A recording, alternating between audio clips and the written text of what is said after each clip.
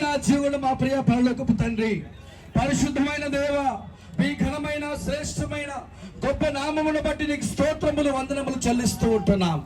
ఈ సమయంలో మాకు నీవు తప్ప వేరే దిక్కు లేదు ప్రభువా. మనుషులను నమ్ముకున్న కంటే యెహోవాను ఆశ్రయించడం మేలు సెలవించిన దేవుడు. మేము నిన్నే నమ్ముకొని ఉన్నాం. ఇదిగో నేను ఆదుకోను నా సేవకుడు అని ఈ సేవకుని మీరు ఇంతకాలం ఆదుకుంటూ వచ్చినారు. ఎన్నో ప్రమాదాల నుంచి తప్పిస్తూ వచ్చినారు. అయితే ఈ రోజు ప్రభువా ఏమి జరిగిందో మాకు తెలియదు కానీ ప్రభువా నీకు సమస్తము ఎరుగును. యేసు అందరిని ఎరిగినవాడు. ప్రభువా నీ దాసుని చెంతకు చేర్చుకున్నావు. యావత్తు క్రైస్తవ లోకము దుఃఖ సాగరంలో ఉంది. మమ్మల్ని ఆదరించే వారు ఎవరున్నారు ప్రభు? ప్రభువా ఈ లోకంలో ఉన్న ప్రభుత్వాలన్నీ ప్రభువా నీకు వ్యతిరేకమైనవే. ప్రభువా నీ స్వార్థకు వ్యతిరేకమైనవి. ఆయన తండ్రి మేము నీ వైపు చూస్తూ ఉంటున్నాం.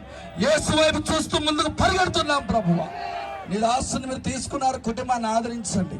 యావత్తు క్రైస్తవ లోకాన్ని ఆదరించు ప్రభువా. కృప చూపించు. అనేక మందిని రాజ్య సువార్తగా చెప్పేవారిని లేపు ప్రభువా. ఎంతో మంది ప్రభువా ప్రవీణులు లేగాలి ప్రభువా. సువార్తికి లేగాలి ప్రభువా. సర్వ లోకములకు వెళ్ళి సర్వ సృష్టికి సువార్తను ప్రకటించమన్న దేవా, శిష్యులను తయారు చేయమన్న దేవా, మేము నీ సన్నిధిలో మొరపెడుతున్నాం.